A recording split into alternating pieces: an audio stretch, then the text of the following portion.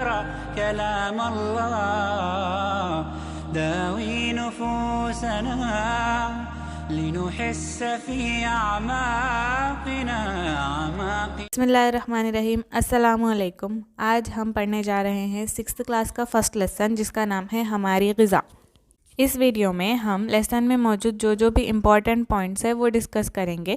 6th class की text book में हर page के आखिर में कुछ अहम पॉइंट्स दिए गए हैं, उसको हम एक सेपरेट वीडियो में इंशाल्लाह कवर करेंगे।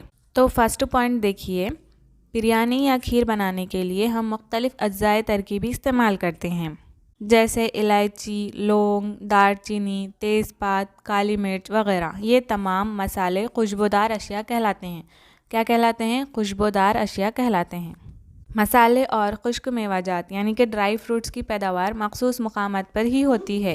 ये ज़्यादा मकदार में दस्तयाब ना होने की वजह से महंगे होते हैं। ये तो हमको पता है। किस बारे में बात की जा रही है यहाँ पर? ड्राई फ्रूट्स के बारे में बात की जा रही है। ये सिर्फ मखसूस मुकामात पर ही उगाए जाते हैं और ये ज़्यादा मकदार में दस्तयाब भी नहीं होते, इसीलिए क्या होते हैं, ये बहुत ही महंगे होते हैं।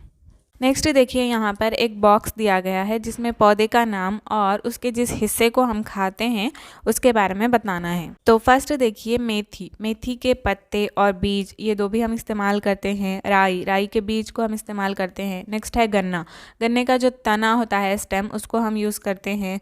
गाजर की जो जड़ होती है, रूट, उसको हम इस्तेमाल करते हैं। और प्याज के तने यानी कि स्टेम को हम लोग इस्तेमाल करते हैं। और जो बंद गोभी होता है, दरअसल हम उसके पत्तों को इस्तेमाल करते हैं। और जो हींग है, उसकी जड़ से जो गम है उसको हम इस्तेमाल करते हैं।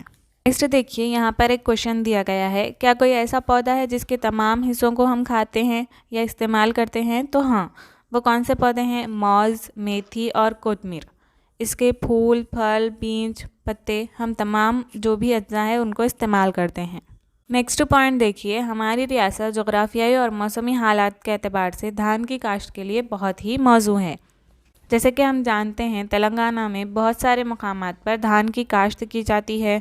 क्योंकि जोग्राफियाई और मौसमी हालात के एतबार से हमारी जो रियासत है वो धान की काश्त के लिए बहुत ही मौजू है।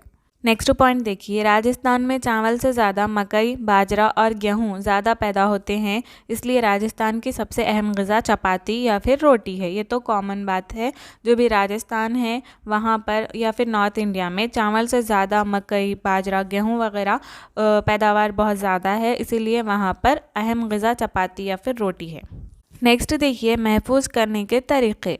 जो भी अशिया हम इस्तेमाल करते हैं उनको ज़्यादा देर तक किस तरह से रखा जाए, महफूज करा जाए, तो उसके चंद तरीक़े हम लोग इख्तियार करते हैं। जैसा कि अचार में क्या करते हैं, नमक, मिर्च पाउडर या फिर ज़्यादा तेल को इस्तेमाल करके अचार बना के उसको महफूज किया जाता है। नेक्स्ट, जो मछली होती है उसको सुखा कर, खुश्क करके या फिर नमक मिलाकर मछली को महफूज किया जाता है। नेक्स्ट, जो फल होते हैं उनको शक्कर या फिर शहद का जो शीरा होता है उसके अंदर रख कर महफूज रख सकते हैं।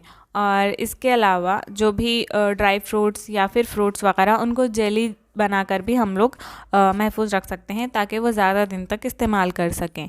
नेक्स्ट, साहिली इलाक़ों में मछली को महफूज रखने के लिए धुआं देने या फिर स्मोकिंग का तरीक़ा भी आम है।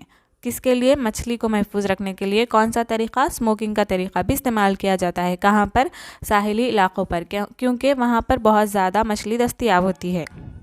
जो शक्कर का शीरा है या फिर शहद है, ये क्या है, एक अच्छा महफूज कार है। और अक्सर फलों को शक्कर के शीरे या फिर शहद में हम लोग महफूज रखते हैं। और साथ ही साथ क्या करते हैं, जेली या फिर फलों के रस, फ्रूट जूसेस को शक्कर के ज़रिए हम लोग महफूज रखने की ये क्या है, अच्छी मिसालें हैं।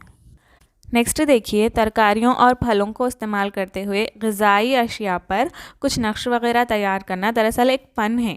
बाज़ लोग तरकारियों के ज़रिए मुख्तलिफ़ किस्म के डिज़ाइन और आराइशी अशिया बनाते हैं, उसको तरकारी नक्शकारी या फिर वेजिटेबल कार्विंग कहते हैं। जैसा कि आप लोग फ़ोटोज़ में देख सकते हैं, ये तमाम मिसालें हैं वेजिटेबल कार्विंग की। इसमें क्या किया जा रहा है, जो भी फ्रूट्स है या फिर वेजिटेबल्स है उसको यूज़ करके मुख्तलिफ़ किस्म के नमूने या फिर डिज़ाइंस वगैरह बनाए जा रहे हैं। तो फर्स्ट लेसन में सिर्फ इतने ही इम्पॉर्टेंट पॉइंट्स थे। नेक्स्ट हम देखेंगे सेकंड लेसन।